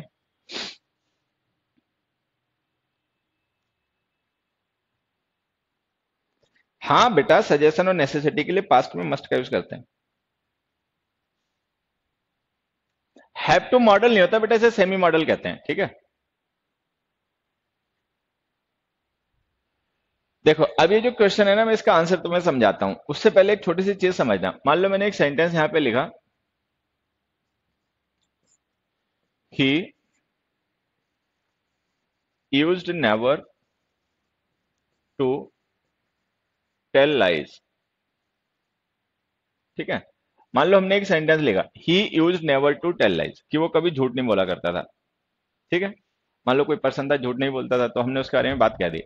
अब यहाँ पे एक चीज ध्यान रखना है, दो तीन छोटी छोटी बातें हैं। एक तो ये जो मॉडल्स हम जिनके साथ टू लिखते हैं, हैव टू है, यूज टू है और ऑट टू है। ठीक है, तो have to, use to, ought to, ये तीन ऐसे, मतलब हैव टू सेमी मॉडल है। ठीक है, मतलब चूंकि हमारी इंटेंशन ऑफ कंपल्सन एक्सप्रेस करता है, इसीलिए हम इसको मॉडल, प्रॉपर मॉडल तो नहीं होता है लेकिन हम इसको सेमी मॉडल मानते हैं क्योंकि इंटेंशन एक्सप्रेस करता है। तो ये जो वर्ड्स है ना तीनों, have to, use to, ought to, हम कई बार इन्हें सेमी मॉडल्स वगैरह कह देते हैं, हालांकि have to use to semi modal होते हैं, ऑट टू नहीं होते हैं, ध्यान रखना। ठीक है, लेकिन ये जो हमारे सेमी मॉडल्स हैं, चाहे हैव टू है, चाहे यूज टू है, चाहे ऑट टू है, अब ध्यान ये रखना है कि ये जो have to, use to, ought to है ना, ये एक सिंगल फ्रेज है, तो हम इसको स्प्लिट नहीं कर सकते। स्प्लिट नहीं करने का मतलब है हम इनके बीच में कोई एडवर्ब वगैरह नहीं यूज कर सकते। एक चीज ये ध्यान रखनी है। दूसरी बात ये ध्यान रखनी है कि मान लो मैंने ऑट टू लिखा और इसके साथ में कोई वर्ब की फर्स्ट फॉर्म लिख दी, ऑट टू गो, तो ये जो टू गो फ्रेज है, इसको भी हम स्प्लिट नहीं कर सकते क्योंकि ये इन्फिनेटिव है, इन्फिनेटिव ग्रामर की यूनिट होती है जिसे स्प्लिट नहीं किया जा सकता। अच्छा, ऑट टू जो फ्रेज है हम इसे भी स्प्लिट नहीं कर सकते, इसे इसलिए स्प्लिट नहीं कर सकते क्योंकि ये फ्रेज एक मॉडल है और हम इसको भी स्प्लिट नहीं कर सकते। तो कुल मिला के have to, use to, ought to का यूज जब हम करते हैं तो इनके साथ जो वर्ब लिखी जाती है, ना तो हम टू और उस वर्ब को स्प्लिट कर सकते हैं, ना हम ऑट और टू को स्प्लिट कर सकते हैं। अब यहाँ पे ध्यान से देखो, ये जो यूज और टू के बीच में हमने नेवर लिख दिया ना, गलत लिख दिया, क्योंकि यूज टू फ्रेज जो है ना वो एक मॉडल है, और चूंकि वो फ्रेज एक मॉडल के तरीके से एक्ट करती है तो वो यूनिट है और हमें उसको स्प्लिट नहीं करना चाहिए था, तो नेवर गलत जगह लिख गया। अच्छा, उस नेवर को अगर हम टू और टेल के बीच में लिखना चाहें तो भी नहीं लिख पाएंगे, तो भी गलत हो जाएगा क्योंकि टू टेल इन्फिनिटिव है, उसको भी स्प्लिट नहीं किया जा सकता। अच्छा, हम उसे टेल और लाइज के बीच में भी नहीं लिख पाएंगे क्योंकि टेल वर्ब है, लाइज इसका ऑब्जेक्ट है, और हमने पढ़ रखा है कि वर्ब और उसके ऑब्जेक्ट के बीच में एडवर्ब लिखे नहीं जा सकते। तो इसका मतलब ये नेवर जहां लिखा है वहां गलत है, टू के बाद लिख दोगे तो गलत है, टेल के बाद लिख दोगे तो गलत है। ठीक है, तो इसको लिख दो वर्ब से पहले, यहां, he never use to tell lies. तो ये हमारा आंसर है। तो यहां से हमें ये समझना है कि have to, use to, ought to, अगर हम इनका यूज कभी करें, ठीक है, तो अगर हम इनका कभी यूज करें और इनके साथ हमें ऑलवेज, नेवर, सेल्डम, ऑफन का यूज करना पड़े, तो इनसे पहले लिख कर यूज किया करो। ठीक है, एक एग्जांपल से और यही बात समझाता हूं। देखो, they have to always, they have to always wait for the bus. अब जैसे मैंने ये लिख दिया, they have to always wait for the bus, ठीक है, अब ये सेंटेंस हो गया गलत क्यों गलत हो गया? क्योंकि जो टू वेट हमने लिखा है ना, ये इन्फिनेटिव फ्रेज है, इन्फिनेटिव ग्रामर की यूनिट होती है, हम इसे स्प्लिट नहीं कर सकते, ठीक है। अच्छा, हैव और टू को भी स्प्लिट नहीं कर सकते, क्योंकि ये हैव टू जो फ्रेज होती है ये मॉडल का काम करती है। तो इस ऑलवेज को यहां से हटाओ और यहां लिख दो, तो इसको लिख दो they always have to wait for the bus. ये इसका आंसर हो गया। अच्छा, एक और तरीका था वैसे इसको सही करने का, अगर हम चाहते तो इसको ऐसे लिख के भी सही कर सकते थे कि दे मस्ट, मस्ट तो खैर गलत हो जाएगा क्योंकि सरकमस्टांशियल ऑब्लिगेशन नहीं है। मतलब कोई और मॉडल होता तो सही हो जाता, अगर हैव टू नहीं होता ना, कोई दूसरा मॉडल होता तो सही हो जाता, ठीक है। वैसे मान लो हम लिख, एक मिनट, जैसे मान लो हम लिख दें they should always wait for the bus, तो ये सही हो जाता। तो ये जो तीनों मॉडल्स हैं इनका ध्यान रखना, हैव टू, ऑट टू और यूज टू, कि अगर हम इनके साथ ऑलवेज नेवर सेल्डम का यूज करें तो इनसे पहले लिखकर यूज क्या करो, ना हम इनके बाद लिख सकते हैं ना टू के बाद लिख सकते हैं, ठीक है। जब ये बातें समझ में आ जाएंगी तो इस क्वेश्चन का भी तुम आंसर जान जाओगे। ये जो हमने ought to never let others लिखा है ना, तो हमने टू लेट जो इन्फिनिटिव है इसको स्प्लिट कर दिया, तो ये गलत है, तो इस नेवर को यहां से हटाओ और यहां ले आओ। लिखो one never ought to let others make one change one's mind. और नहीं तो इसको सही करने का तरीका और भी था कि ऑट टू की जगह शुड लिख दो, इसको लिख दो one should never, one should never let others वगैरह वगैरह। हाँ, they always have to wait, ठीक है बच्चे। तो ये तीनों वर्ड जो है ना इनका ध्यान रखना अलग से, हैव टू यूज टू और टू का, कि इनके साथ में इन वर्ड्स का यूज इनसे पहले लिख के क्या करो, बाद में नहीं। चलो, अब ये क्वेश्चन देखो, the boy should go to hospital but he went to college instead. एक बार अपने आप आंसर बताने की कोशिश करो, फिर मैं समझा देता हूँ, ठीक है, डिटेल में। क्वेश्चन नंबर वन जो है, एक बार इसका आंसर अपने आप बताने की कोशिश करो, फिर मैं इसको डिटेल में समझा देता हूँ।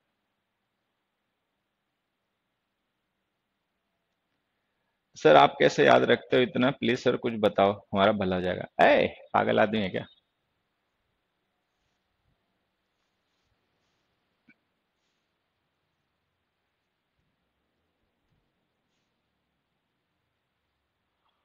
बताओ बेटा, आंसर बताओ। मैं हमेशा कहता हूं कि हम कोई याद नहीं कर सकते, हमें केवल चीजों को ध्यान के साथ, कंसंट्रेशन के साथ में सुनना समझना पड़ता है, ठीक है। एक चीज हमेशा ध्यान रखना कि चाहे कोई पर्सन टीचिंग करता हो, चाहे मतलब टीचर हो, चाहे स्टूडेंट हो, उसके लिए जो सबसे जरूरी चीज होती है ना, वो होती है उसका फोकस, उसका कंसंट्रेशन, ठीक है। हमारे जो आजकल के टाइम के बच्चे हैं ना, इनका ध्यान बहुत जगह बटा होता है, मतलब पढ़ाई लिखाई के अलावा भी ये बहुत सी चीजों में एंगेज होते हैं। यूट्यूब पे एंगेज होते हैं, व्हाट्सएप पे एंगेज होते हैं, अब तो इतनी बीमारी आ गई, टिकटॉक आ गया और इंस्टाग्राम आ गया, और मतलब इतनी ट्विटर आ गया और मैच आ गया, कहीं मूवी आ गई, इतनी चीजें हैं कि हमारे बच्चों का कंसंट्रेशन कमजोर है, ठीक है। तो बच्चे, हमें चीजें याद नहीं करनी पड़ती कभी, हमें तो बस उनको पूरे कंसंट्रेशन के साथ में, पूरे डिवोशन के साथ में सुनना और समझना पड़ता है, वो अपने आप याद हो जाती है अगर हम उनको पूरे ध्यान के साथ सुन और समझ पाए, ठीक है। बस यही मेरा आंसर है। हाँ।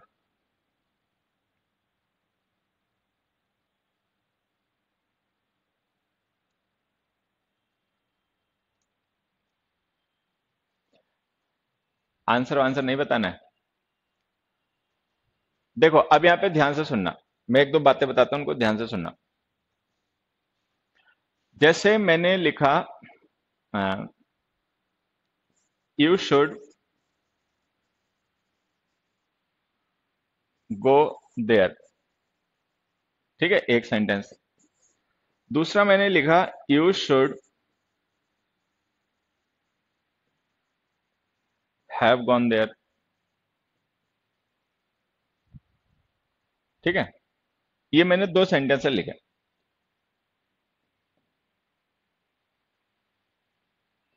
ठीक है। अब इनको देखो ध्यान से समझना, यहां पर भी मॉडल शुड लिखा है, यहाँ पे भी मॉडल शुड लिखा है, यहाँ पे शुड के साथ जो वर्ब लिखी है वो इंडेफिनिट है, वर्ब की फर्स्ट फॉर्म इंडेफिनिट स्टेट की वर्ब होती है, ठीक है। और जो हैव गॉन लिखा है ये परफेक्ट स्टेट की वर्ब है। अब अगर हम शुड लिख रहे हैं तो इसका मतलब हम किसी को कोई काम करने के लिए सजेस्ट कर रहे हैं।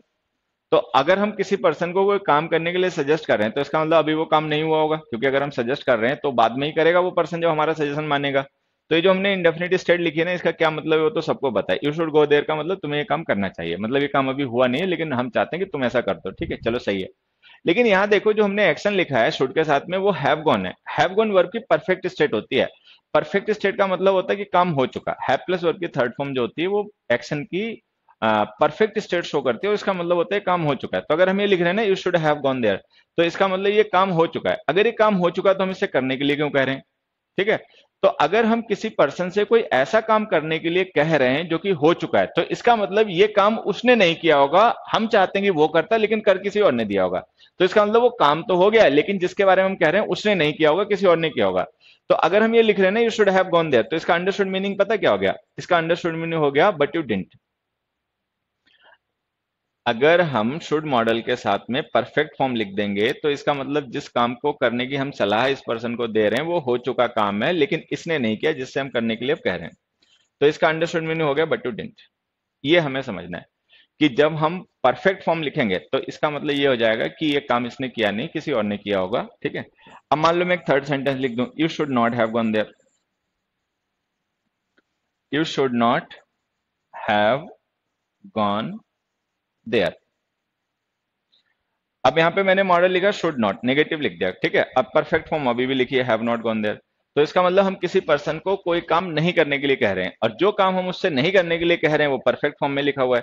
तो परफेक्ट फॉर्म में लिखने का मतलब ये काम हो चुका है। अगर ये काम हो चुका है तो हम इससे क्यों कह रहे हैं कि वो ऐसा ना करे? क्योंकि तब उसने ऐसा कर दिया होगा। But you did.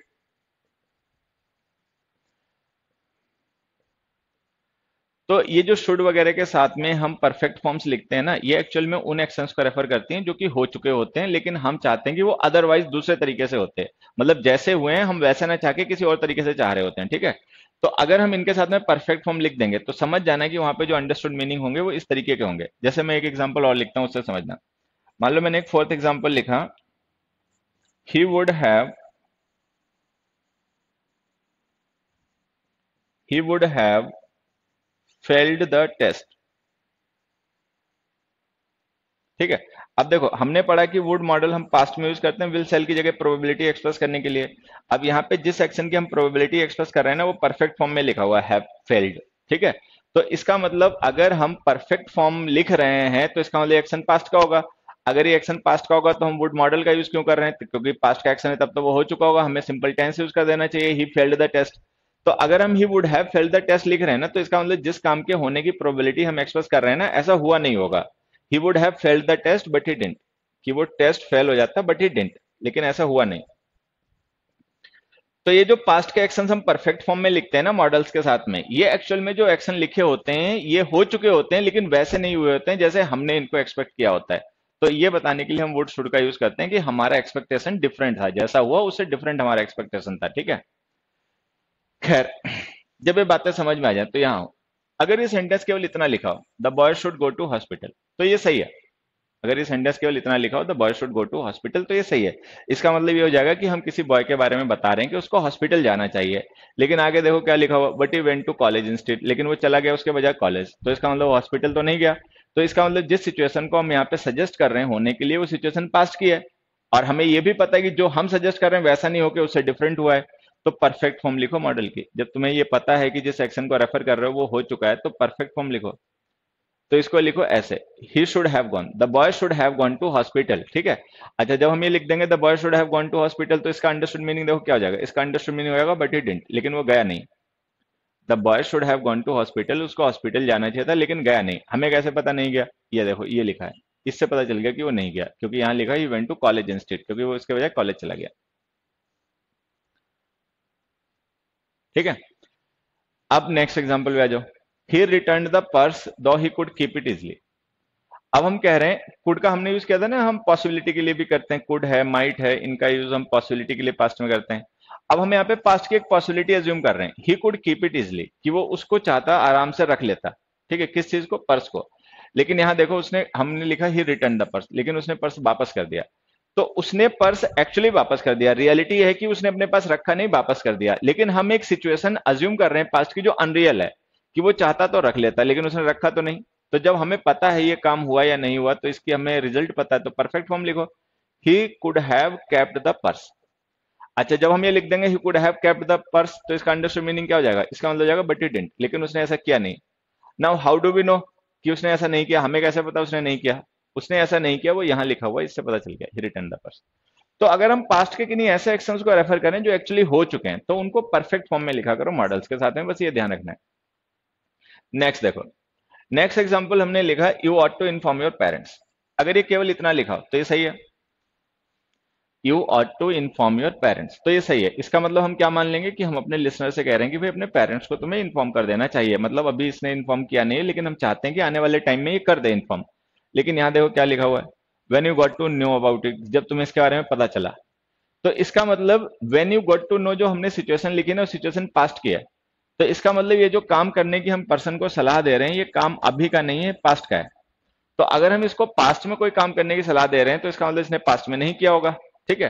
तो अगर हमें ये पता है कि इसने काम नहीं किया, तो इस एक्शन का तो रिजल्ट आ चुका है, तो वर्ब की परफेक्ट फॉर्म लिखो, have informed.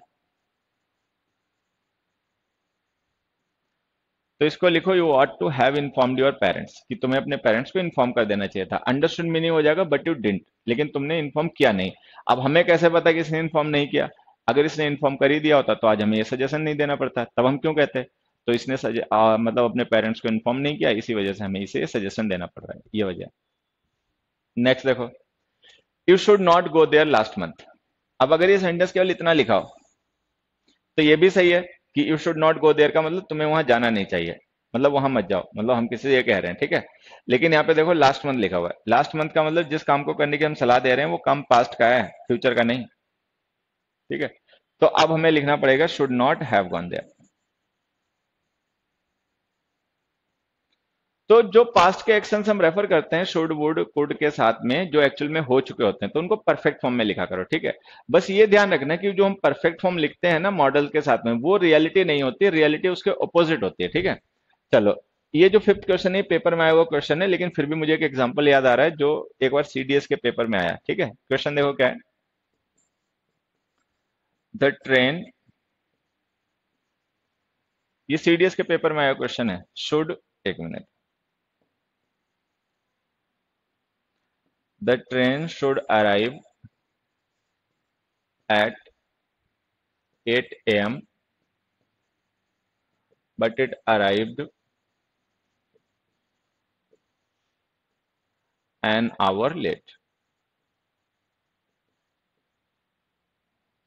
But it arrived an hour late.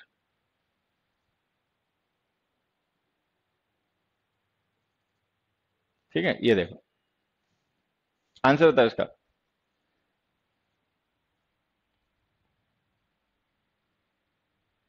बेटा हैड गॉन नहीं, हैव गॉन होगा। शुड मॉडल है, मॉडल के साथ वर्ब की फर्स्ट फॉर्म आती है, हैव फर्स्ट फॉर्म होती है, हैड नहीं होती, ठीक है।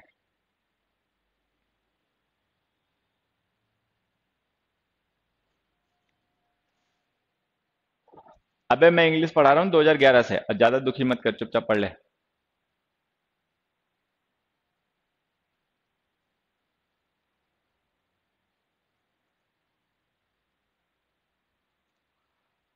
अब देखो, अगर ये सेंटेंस केवल इतना लिखा हो, the train should arrive at 8 a.m., तो इसका मतलब हम ये मान लेंगे कि हम ऐसा अज्यूम कर रहे हैं कि भाई ट्रेन 8 बजे तक आ जाएगी, ठीक है। मतलब ये हमारा अजम्पशन है, ये काम अभी हुआ नहीं है लेकिन आने वाले टाइम में होगा, मतलब हम ये मान लेंगे। लेकिन एक्चुअली देखो यहाँ पे क्या लिखा हुआ है, it arrived an hour late, लेकिन ये 1 घंटा लेट आई। तो इसका मतलब जिस सिचुएशन को हम यहाँ पे अज्यूम कर रहे हैं वो प्रेजेंट की नहीं पास्ट की है, कि कोई ट्रेन जो 8 बजे आ नहीं रही होगी वो आई 9 बजे, ठीक है। तो वो जो हमने लिखा ना but it arrived an hour late, तो इससे हमें पता चल गया कि ये काम हो चुका है और जो हमने एक्सपेक्ट किया था उस टाइम पे नहीं, उसके 1 घंटे बाद हुआ है। तो जब तुम्हें ये पता है कि हो चुका काम है तो इसको परफेक्ट फॉर्म में लिखो, शुड हैव अराइव्ड, ठीक है। अच्छा, जब हम शुड हैव अराइव्ड लिख देंगे तो देखो अंडरस्टूड मीनिंग क्या हो जाएगा, बट इट डिडंट।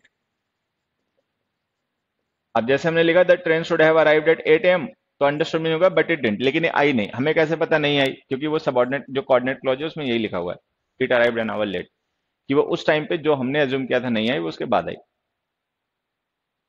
तो ये जब पास्ट का कोई एक्शन हो ना जो तुम्हें पता हो कि हो चुका है और उसको रेफर करना हो, तो उसको परफेक्ट फॉर्म में लिखा करो, ठीक है। परफेक्ट फॉर्म ये शो करती है कि काम हो चुका है, और साथ ही साथ ये भी शो करती है कि पास्ट में जो काम हुआ था वो इससे डिफरेंट था जो हम सपोज कर रहे हैं। चलो फिफ्थ का आंसर अपने आप बताओ। ये जो फिफ्थ क्वेश्चन है ना बच्चों, इसका आंसर अपने आप बताओ।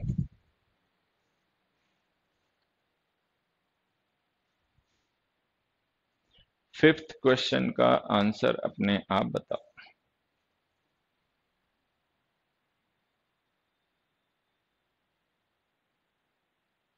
हाँ बेटा, शुड का यूज हम मतलब कोई सिचुएशन जब एक्सपेक्ट कर रहे होते हैं ना उसके लिए भी कर लेते हैं।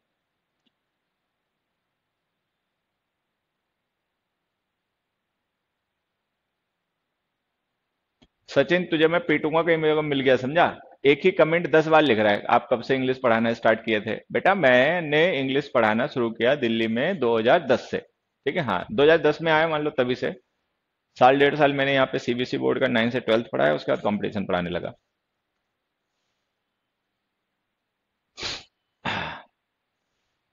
सुनील जायसवाल बेटा, घूम गए हो क्या? अब देखो यहाँ पे एक चीज समझना, हमने लिखा it was nice of you to do this.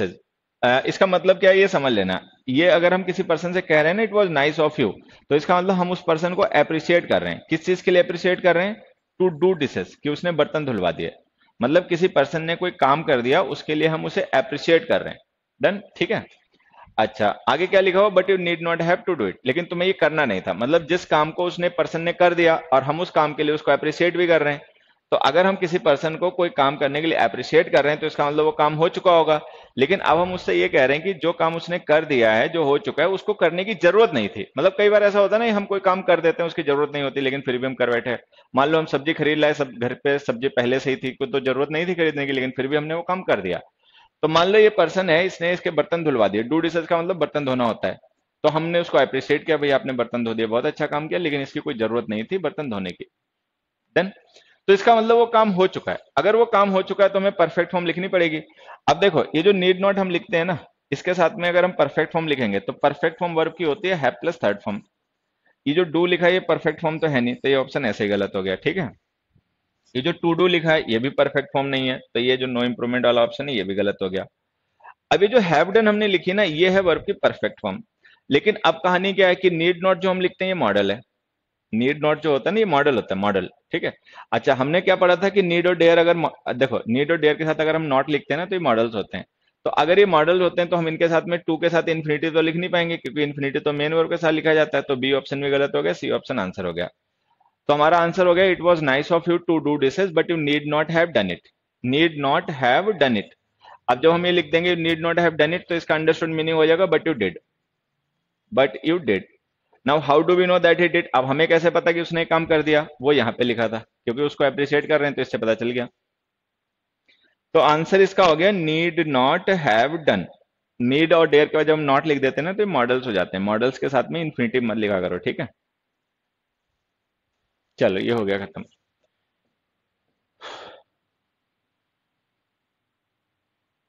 हम्म। अब देखो तुम्हें कुछ क्वेश्चंस दिख रहे होंगे बोर्ड पे, एक बार इनके आंसर बताना। This disease has spreaded at an alarming rate, the expert forecasted that prices would rise with 5% वगैरह वगैरह।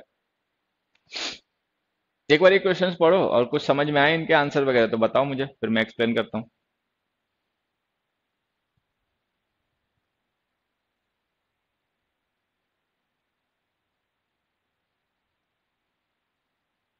अच्छा, तुम्हारा भाई यहाँ पे पढ़ गया दिल्ली में मुझसे, और अच्छा उसके 4 सिलेक्शन भी हो गए। तुम भी तैयारी कर रहे हो, बढ़िया भाई। तुम भी अपने भाई के जैसे मेहनत से पढ़ो, ईमानदारी से पढ़ो, मेहनत से पढ़ो खूब।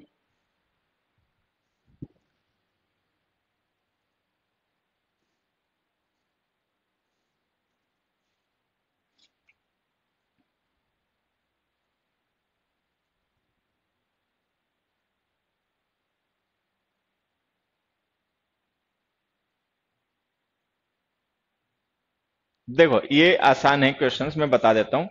जो मॉडल्स के हमें कॉन्सेप्ट डिस्कस करने थे ना एग्जाम्स के लिए, वो हो गए हमारे कवर। अब हम आते हैं मेन वर्ब की तरफ। अब देखो यहाँ पर हमने हैज हेल्पिंग वर्ब लिखी है, तो हमें पता है कि हैज हेल्पिंग वर्ब के साथ में मेन वर्ब की थर्ड फॉर्म लिखनी पड़ती है, तो हमने स्प्रेडेड मेन वर्ब की थर्ड फॉर्म लिख दी। ठीक है। यहां पर हमने क्या किया, द एक्सपर्ट फोरकास्टेड वर्ब की second form past indefinite tense बनाने के लिए लिख दी। ठीक है। यहां पर हमने वॉज लिखा है, वॉज हेल्पिंग वर्ब होगी अगर पैसिव वॉइस में, तो इसके साथ हमें मेन वर्ब की थर्ड फॉर्म लिखनी पड़ेगी, तो हमने शेडल लिख दिया। Children of famous people have fame thrusted upon them. तो जो हमने थ्रस्टेड लिखा है ना, ये कॉस्टिव वर्ब अगर तुमने पढ़ा होगा, ये पास्ट पार्टिसिपल है, वर्ब की थर्ड फॉर्म जो एडजेक्टिव का काम कर रही है यहाँ पे, तो ये भी थर्ड फॉर्म हो गई। तो ये जो हमने स्प्रेडेड लिखा है, फोरकास्टेड लिखा है, श्रेडेड लिखा है, थ्रस्टेड लिखा है, वर्ब की थर्ड फॉर्म्स और सेकंड फॉर्म्स हैं। अब हमें ध्यान ये रखना है कि इंग्लिश में कुछ वर्ब्स ऐसी होते हैं जिनकी फर्स्ट, सेकंड और थर्ड फॉर्म कॉमन होती है। कॉमन, तो कॉमन का मतलब ये हो गया कि थ्रस्ट जो है ना, थ्रस्ट जो वर्ब है, यही फर्स्ट फॉर्म है, यही सेकंड फॉर्म है, यही थर्ड फॉर्म है, ठीक है। शेड जो वर्ब है, यही फर्स्ट फॉर्म है, यही सेकंड फॉर्म है, यही थर्ड फॉर्म है। फोरकास्ट जो वर्ब है, यही फर्स्ट फॉर्म है, यही सेकंड फॉर्म है, यही थर्ड फॉर्म है। स्प्रेड जो वर्ब है, यही फर्स्ट फॉर्म है, यही सेकंड फॉर्म है, यही थर्ड फॉर्म है, ठीक है। तो यहाँ पे हमें ध्यान रखना है कि there are some verbs which have a, हाँ, there are some verbs which have a common form. इनकी first form, second form, third form common होती है, ये ध्यान रखना है। कौन कौन सी वर्ब्स है मैं देखो यहाँ से समझा देता हूँ। ये है, अब मैंने डिटेल में समझा देता हूँ, एक बार जान लेना। देखो मैं फिर से बता देता हूँ यहाँ से हमें क्या सीखना है कि इन वर्ब्स की फर्स्ट फॉर्म, सेकेंड फॉर्म और थर्ड फॉर्म एक ही होती है। मतलब ये जो सामने आपको दिखाई पड़ रहा है ना, यही फर्स्ट फॉर्म है, यही सेकंड फॉर्म है, थर्ड फॉर्म है, ठीक है। हालांकि इनकी सिंगुलर फॉर्म और थर्ड फॉर्म हम चेंज कर सकते हैं। जैसे कट फर्स्ट फॉर्म है, सेकंड फॉर्म है, थर्ड फॉर्म है, लेकिन सिंगुलर फॉर्म इसकी कट्स हो गई, आईएनजी फॉर्म इसकी कटिंग होगी, ठीक है। ऐसे ध्यान रखना है,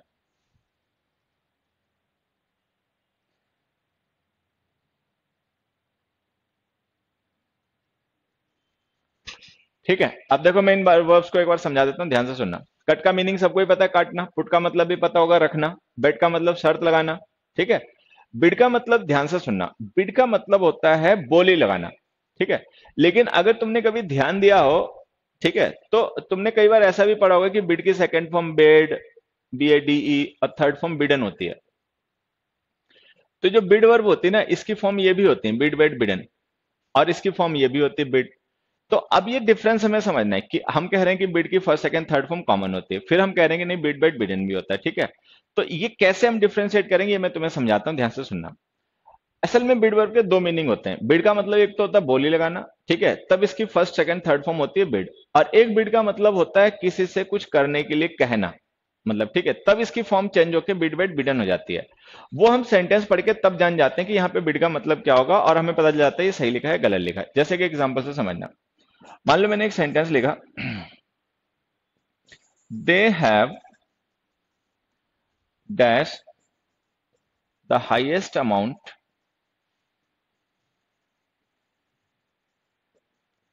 फॉर दिस कार। दूसरा मैंने लिखा, दे have dash the boy keep quite. They have dash the boy keep quite, ये यहां से समझना, ठीक है। अब इसमें ऑप्शन हमें बिड और बिडन यूज करने हैं। बिड यूज करें या बिडन यूज करें, ये हमें डिसाइड करना है, ठीक है। एक चीज मैं तुम्हें बता देता हूं, ध्यान रखना, ये हैव हेल्पिंग वर्ब है, ठीक है। तो इसका मतलब है कि दोनों ही ब्लैंक्स में हमें मेन वर्ब की थर्ड फॉर्म यूज करनी है। यहां भी थर्ड फॉर्म यूज होगी और यहां भी थर्ड फॉर्म यूज होगी। चलो बताओ, they have dash the highest amount for this car, they have dash the boy keep quite.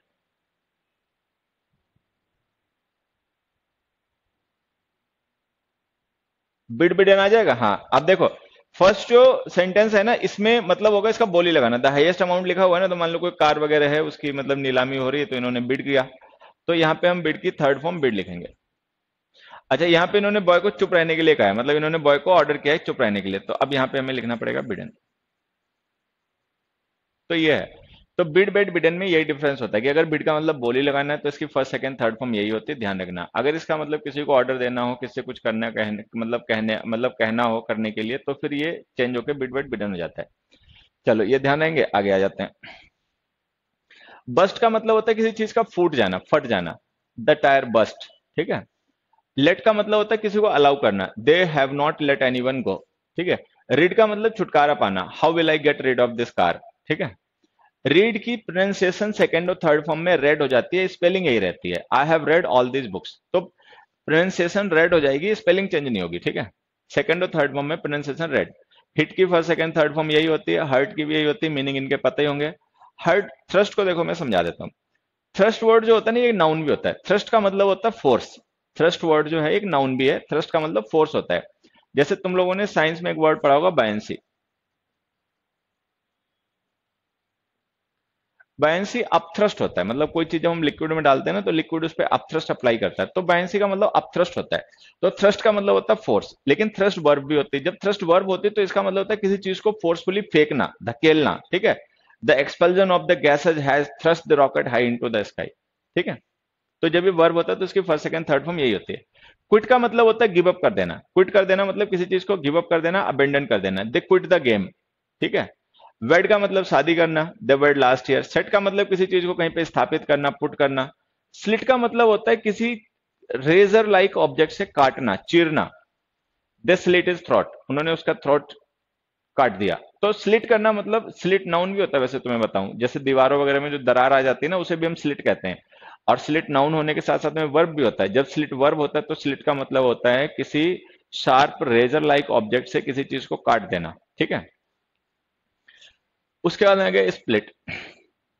Split, split का मतलब देखो मैं बताता हूं तुम्हें। स्प्लिट का मतलब होता है किसी चीज को तोड़ देना या टूट जाना, किसी चीज का अलग कर देना या अलग हो जाना। तो स्प्लिट का मतलब होता है किसी चीज को तोड़ देना या टूट जाना, किसी चीज को अलग कर देना या अलग हो जाना, ठीक है।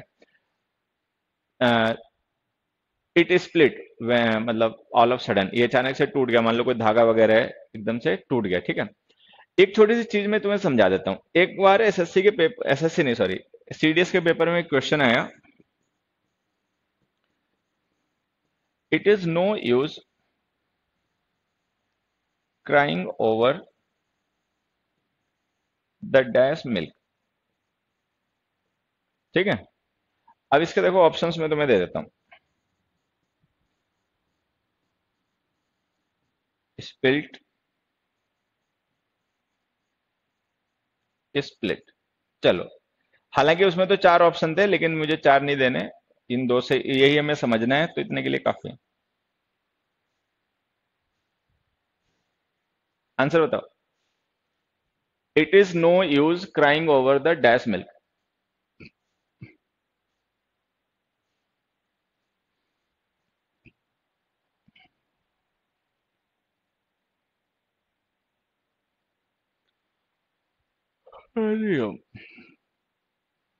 अब देखो यहाँ पे ये दोनों वर्ड है ना, इनका डिफरेंस समझना।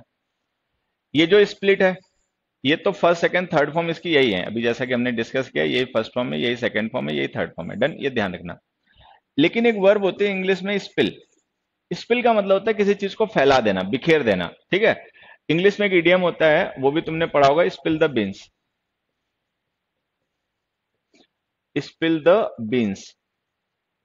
तो स्पिल द बीन्स का मतलब होता है कि बीन्स को स्पिल कर देना, फैला देना, मतलब सीक्रेट को रिवील कर देना, रिवील द सीक्रेट, ठीक है। तो स्पिल का मतलब फैलाना होता है। इसकी सेकेंड फॉर्म होती है स्पिल्ड। स्पिल्ड भी कई जगह यूज होती है और स्पिल्ड भी यूज होती है, मतलब दोनों ही एक्सेप्टेड फॉर्म है। और एक मिनट, ये क्या बन गया।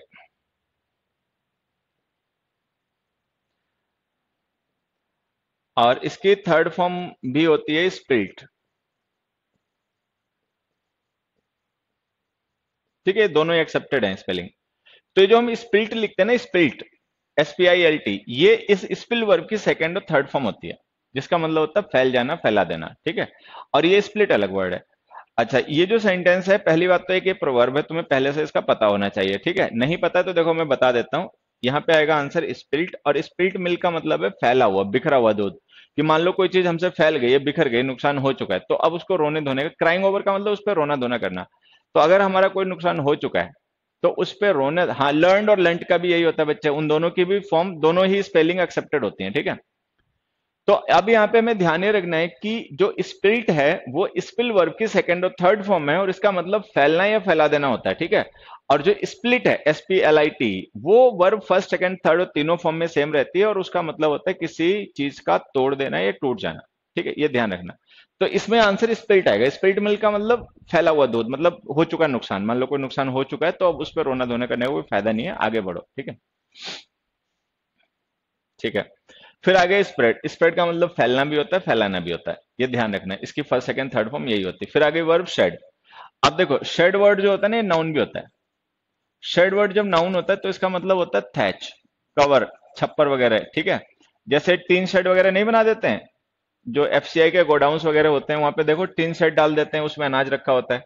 तो शेड का मतलब ये होता है जब ये नाउन हो तब। लेकिन जब ये वर्ब होता है शेड, तो शेड जब वर्ब होता है तो इसका मतलब होता है टू लूज समथिंग, किसी चीज को खोना, गंवाना। जैसे कि tree shed that leaves in winter, ठीक है। He has shed the extra weight. एक इंग्लिश में काफी फेमस इडियम होता है, अगर तुमने पढ़ा होगा, to shed crocodile tears. To shed crocodile tears, कि झूठ मूठ के आंसू बहाना, ठीक है।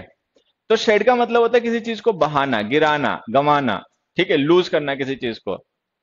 शट का मतलब तो पता ही होगा, बंद कर देना, people shut there doors. Cost का मतलब होता है कीमत चुकाना। कॉस्ट का मतलब होता है कीमत चुकाना। इट कॉस्टेड मी ₹2 लाख। अब जैसे मैंने लिखा कि मैंने इसकी 2 लाख रुपए कीमत चुकाई, तो ये जो कॉस्टेड है ना, ये हमने गलत लिख दिया, यही इसकी फर्स्ट सेकंड थर्ड फॉर्म होती है, ध्यान रखना। अच्छा, फिर आगे उसके बाद में वर्ड कास्ट। कास्ट का मीनिंग बताएगा और फिर मैं समझाता हूं। ये जो CAST कास्ट हमने वर्ड लिखा है, इसका एक बार तुम लोग मीनिंग बताओ, फिर मैं इसे समझा देता हूं।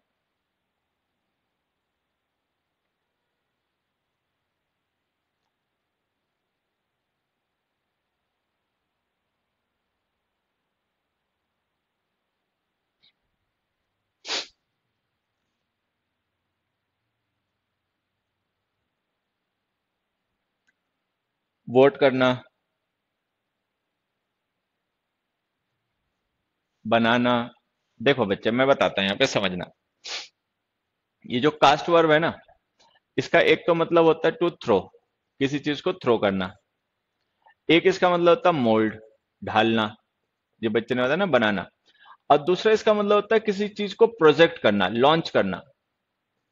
ये इसके कॉमन मीनिंग्स होते हैं। जैसे कोई पर्सन है, मान लो उसने कोई चीज ऐसी पकड़ रखी है कि हम चाहते हैं उसको फेंक दे, तो हम उससे कहेंगे कास्ट इट अवे, फेंक दो इसे, ठीक है। तो एक एक इंग्लिश में कास्ट अवे एक मूवी भी है, अगर तुमने देखी हो, ठीक है। तो कास्ट अवे एक मूवी है, किसकी है ये, अरे अभी तो नाम याद था। कैप्टन फिलिप्स भी उसी की है, फॉरेस्ट गंप भी उसी की है। चलो खैर, दिमाग से निकल गया। तो कास्ट अवे ना एक मूवी भी है। कास्ट अवे में क्या होता है ना, एक कुरियर का डिलीवरी पर्सन होता है, और वो शिप में उसकी बोट जो होती है वो टकरा जाती है, और वो आइलैंड पे गिरता जाके, वहां कोई नहीं होता उसकी मदद करने के लिए, ठीक है। हाँ, टॉम हैंक्स, हाँ बच्चे, टॉम हैंक्स की। फॉरेस्ट गम भी टॉम टॉम हैंक्स की है, कैप्टन फिलिप्स भी टॉम हैंक्स की है, ठीक है। सली भी टॉम हैंक्स की है शायद, हमें हिसाब से, ठीक है। तो ये कास्ट ऑफ एक मूवी है टॉम हैंक्स की। इसमें एक आइलैंड पे वो गिरता जाके, वहां पे कोई दूसरा होता नहीं है, तो कैसे सरवाइव करता है, कैसे बचता है, बस इसी की कहानी है, अच्छी कहानी है मतलब, ठीक है। हाँ, तो अभी ध्यान में रखना, कास्ट का मतलब होता है फेंक देना। एक इंग्लिश में एक वर्ड और होता है, अगर तुम लोगों ने पढ़ा हो, आउटकास्ट। आउटकास्ट कर देना मतलब किसी को अपनी बिरादरी से बाहर कर देना, बेदखल कर देना, ठीक है। हाँ, जिसको मतलब बेदखल कर दिया गया हो। तो कास्ट का मतलब थ्रो होता है एक, तो जैसे हमने कहा कास्ट योर वोट, तो वहां पे भी इसका मतलब यही होता है। और उसके बाद में कास्ट का मतलब होता है मोल्ड करना, ढालना, can you cast it that way, उस तरीके से ढाल देना, ठीक है। उसके बाद में कास्ट का मतलब प्रोजेक्ट या लॉन्च करना भी होता है। जैसे मूवीज वगैरह में स्टार कास्ट होती है ना, कि किस स्टार को प्रोजेक्ट किया गया है, किसको मतलब लॉन्च किया गया, तो उसको कहते हैं स्टार कास्ट। तो कास्ट का मतलब प्रोजेक्ट करना, हाईलाइट करना भी होता है। कास्ट का मतलब थ्रो करना भी होता है और मोल्ड करना भी होता है, ठीक है। अब इसकी फर्स्ट सेकंड थर्ड फॉर्म यही होती है, ध्यान रखना। अब ये जो चारों वर्ड हमने, तीन वर्ड लिखे हैं ना, टेलीकास्ट, फोरकास्ट और ब्रॉडकास्ट, इनमें एक चीज समझना है, ये जो हमने कास्ट वर्ड यूज किया ना, ये मेन वर्ब है। मेन वर्ड इसमें कास्ट है। और इस कास्ट का मतलब ये वाला है इसमें, प्रोजेक्ट वाला, ठीक है। चूंकि कास्ट की अपनी फॉर्म चेंज नहीं होती, इसलिए इनकी भी फॉर्म चेंज नहीं होती। फॉर का मतलब होता है पहले, तो फॉरकास्ट का मतलब होता है किसी चीज को होने से पहले बता देना, मतलब एक तरीके से उसकी भविष्यवाणी कर देना, ठीक है। जैसे चैनल्स पे वेदर फोरकास्ट आता है ना, तो वेदर फोरकास्ट में वो क्या करते हैं कि मौसम आगे क्या होगा, घंटे दो घंटे, दिन दो दिन बाद, उसको पहले ही बता देते हैं, तो वो फोरकास्टिंग है। अच्छा, ब्रॉडकास्ट का मतलब होता है, ब्रॉड का मतलब वाइड होता है, ब्रॉडकास्ट का मतलब होता है किसी इवेंट को, किसी न्यूज को बड़े एरिया में फैला देना, ब्रॉडकास्टिंग करना। और टेलीकास्ट का मतलब, टेली का मतलब डिस्टेंट होता है, तो टेलीकास्ट का मतलब होता है किसी इवेंट को या किसी चीज को दूर ले जाके प्रोजेक्ट करना। मान लो कोई मैच खेला जा रहा है इंडिया में, उसको देख रहे हैं लोग साउथ अफ्रीका में, तो ये टेलीकास्टिंग चल रही है कि यहाँ से ले जाके उसको वहां पे प्रोजेक्ट कर दिया, ठीक है। तो खैर मीनिंग भी ध्यान रखना और ये भी ध्यान रखना कि कास्ट, फॉरकास्ट, टेलीकास्ट, ब्रॉडकास्ट, इन सब की first second third form same होती है, कास्टेड वास्टेड का यूज मत करना, ठीक है। चल, लगभग टाइम तो हो ही गया, तो आज के लिए काफी है इतना, अपना रिवीजन प्रैक्टिस करते रहो। मूवी का कास्टिंग, हाँ मूवी में भी कास्टिंग होती है, वहां पे इसका मतलब यही होता है प्रोजेक्ट करना, लॉन्च करना, ठीक है। प्रभु, रिवीजन करते रहना तुम लोग यार बढ़िया से, मतलब थोड़ा सा ना अपना रिवीजन प्रैक्टिस वगैरह अच्छे से करते रहना, और नोट्स वगैरह डिटेल में बनाना जो भी तुम लिखते पढ़ते हो ना इसका। हाँ, बीएससी फर्स्ट ईयर में हो तो अभी मेहनत करो बेटा, पहले ग्रेजुएशन पे ध्यान दो, अच्छे नंबर से अपना ग्रेजुएशन पास करो, ठीक है, और साथ ही साथ में अपनी कंपटीशन की तैयारी भी करते रहो, जिससे कि पहली बार में ही अपना पास हो जाओ। हाँ, तो अब बीएससी को हल्के में मत लेना, अपना पढ़ाई लिखाई भी अच्छे से करो, और कोशिश करो एकेडमिक्स में भी अच्छे नंबर आए, जो एकेडमिक्स का सिलेबस होता है वो हमें काफी क्लियर होना चाहिए। अब बाकी अपने कंपटीशन की तैयारी तो तुम कर ही रहे हो, तो जैसे ग्रेजुएशन होगा वैसे अपना एग्जाम देना, काम हो जाएगा। बैच की वैलिडिटी बच्चे 6 मंथ्स होती है, जब से आपने एडमिशन लिया होता है उस डेट से 6 मंथ तक के लिए आपका ये बैच वैलिड होता है, ठीक है। ये बाकायदा लिखा होता है, जिस समय आप एडमिशन लेते हो वहां पे लिखा होता होगा, ध्यान नहीं दिया होगा। वुड हैव हैड टू का मीनिंग क्या होता है, अब ये आज में से मत पूछो, मेरा सर चकरा रहा है, मैं कल ही बताऊंगा सब, ठीक है। तो थैंक यू एवरीबॉडी, बहुत अच्छा टाइम बीता तुम लोगों के साथ में, बाय, गुड नाइट।